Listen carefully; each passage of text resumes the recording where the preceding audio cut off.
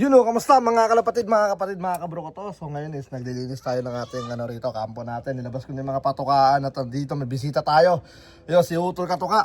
So ngayon, nung pina-release ko sa kanya yung 350 miles na na final race, naamoy niya yung balahibo ng ibo. Kaya after noon, gumawa kagad siya ng lock. So ngayon, bibigyan natin si Utol ng mga ibon dahil gumawa na siya ng lock niya. Bigyan natin siya ibon at bibigyan natin siya ng training box. So yung training box na to is ibabalik ko sana to kay Utol Gerson. Pero hindi na ako nakabalik doon. Yung sarap kay Utol Gerson. Yan. Papaubaya ko na kay Utol. Pero pag napadpad ako dyan, siguro kukunin ko sa kanya to. But ngayon, kay Utol muna natin bibigay ito. Yo, what's up? Dumating na ang takdang panahon. Ang gagawin ni Utol, dadakma siya ng ibon dyan. Pwede siyang kumuha doon sa mismong breeder natin. Kung gusto niya, may nagustuhan siya doon, kunin niya. And then, bahala siya. Then, tapos, itong tatlong na to, itong tatlong to is ipapaubayan na rin natin kay Utol. Alright, and with Amaya. Say hi, guys! So, yun na, tahayaan na natin si Utol dito na dumakma. Alright, let's go at babalik ako. Hayaan ko na muna siya. Ayun na si Utol, oh. Yan, hindi ko nalilinis masyado rito sa lock natin, pero yan. May mga ina-out din pala ako rito tulad ng puti, yan. Producer ng natin yan, mga tol. Producer ng mga winner natin yan. Yan, sa sa club. Meron dyan. Saka yung mga yellow, ina-out ko na yung mga yellow. Red, yan. PM lang kayo mga tol. Alright, si Utol muna, yan natin.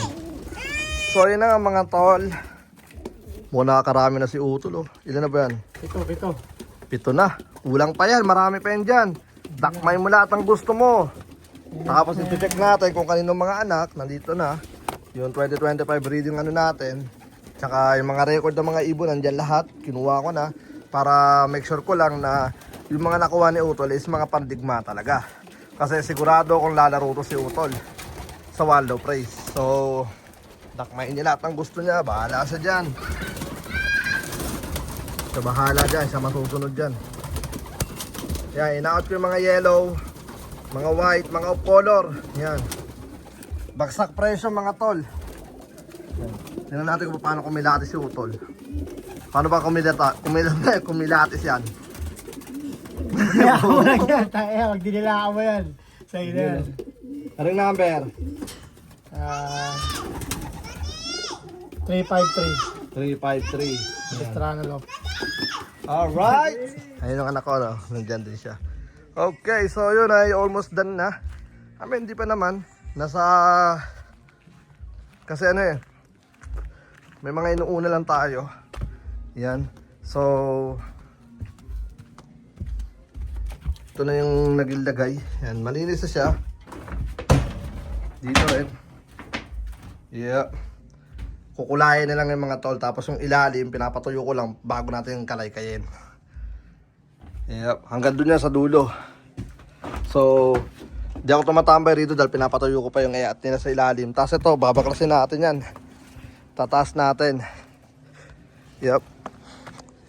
May nagsabi sa akin, huwag ko na ito pakailaman. Kasi may plano naman tayo lumipat. May point naman yung sinabi niya. Pero kasi delikado na rin kasi itong na to. Yung floor na to, ayun, nakikita nyo, lumulubog-lubog na yan. Plywood talaga, pangit. Ayun, butas na yun. Iyan, butas. So, delikado na yan. Siyempre, 3 taon na natin napakinabangan yan. Simula nung ginawa natin yung lock. Yan, so tara, let's go at babalik ako. Hintay lang natin si Utol. So, yun na nga mga tol, at nakapili na si Utol. Yan, nandito yung mga ibon na nakakuha niya. Bali, chinek ko na to lahat. Binalik ko dun yung mga nakuha niya, hindi pa pwede kasi yun, tawag dito, sa Waldo Price natin galing yon. Nasa Pilipinas sa may-ari. So nilagay ko na doon, lang parang 3 peraso, 4 na peraso. Nilagay ko lang doon kasi nililinis ko na yung nandun sa kabilang natin. sa one low price natin. So, aksidente nakuha niya. Magaling talaga mamili si Utol. Bale, ito yung mga nakuha niya. So, pakikita ko sa inyo. Mga lahi to ng mga maharlika natin at mga inbreed natin. So, kinuha ko yung mga ringban para i-check ko mamaya yung mga magulang. And then, ang pinakamaganda rito is nakaiutol yung mga ibon. Hello! So, ito ay ring number 369 Capistrano. Yan. Grabe, napaka-solid ni Utol mamili. Yan, 369. Alright. Cock. So, 369. Cock. Napakalapit. So, titignan ko yan. Yung mga lahi niya kasi baka meron siyang i-breed na hindi pwede mag-breed kasi baka sobrang lapit ng dugo. Alright. Bilisan na natin to. Ito naman ay ang ating si Huben. Yan. Ito ang ating original na Huben na doon pa sa kabilang kampo natin kung nakikilala nyo to. Kaya sa mga solid followers natin, ito yung ating Huben na Nightbird. Lumipad ng gabi, 200 miles. Kahit madilim na, grabe umuwi at rumoronda to ng gabi talaga. So hen, so, meron na siyang dalawa. So bahala na si Utol. Check na yung mga ibon kung sino yung 328. Yan, 328 hen. Yan. Ito kamukha to ng natin. Tawag dito. Peter Pan. So 328. Yan. Na-make sure ko lang na nandito lahat. So mabilisan na lang kasi si Utol may pipick up yung pang anak. Alright, so bago dumating yun, ito naman si 228. Yan, 228. Yan, lumipat to ng Martinez Classic. Yan, 2024 last year. Lumipat to all the way sa 385 miles. Yan. So, check na natin. Binablog ko na yung number para yung Huben, hindi ko na kailangan yung number nun eh. Ito naman ay si 342. Yan. 342. So, i-check natin yung niya mga yan. Mga kinuha ni Utol, mga maharlika natin. Mga dugong maharlika. Grabe. Napakalupit talaga ni Utol. Meron pang mga nakasanan doon sa ito naman 54095. Yan. Henden to. Yeah. Mabilisan na lang kasi may pipikapi pa si Utol. Na-request ko lang na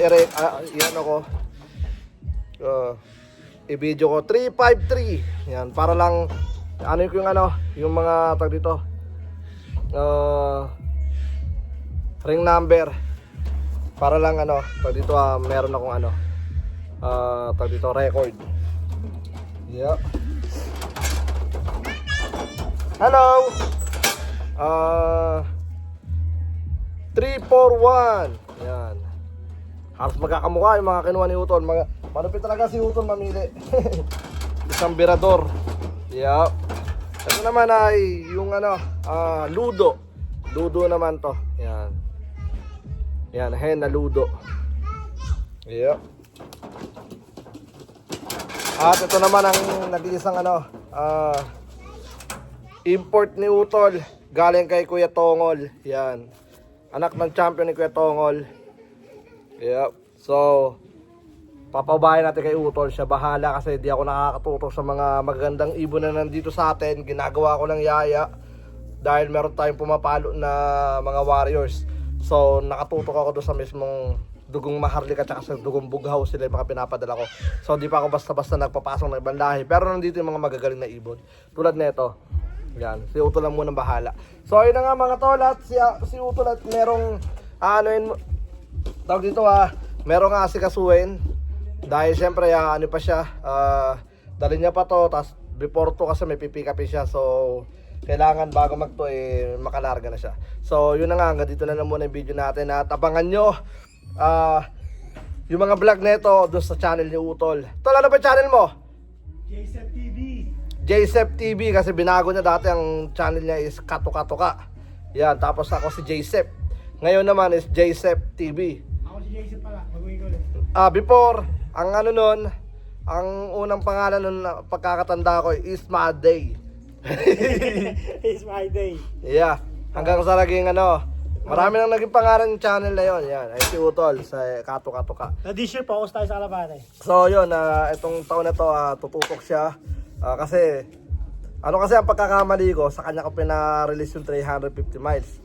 Naamoy yung balahibo. Ano, parang nabuhayan ako nun, sabi ko. Pag uwi niya, yun, nagkaroon na siya. Tag dito, Nagtayo agad ako. inayos niya ulit yung lock niya. So, eto, meron siya rito, tapos meron pa siyang mga babalikan doon kung kailangan niya kasi di ko sigurado kung ilan yung hen at kak na nakuha niya. But yun na nga, Kinuha na ni Amaya. kinuha ni Amaya yung phone. So, yun na nga, bali hanggang dito na lang.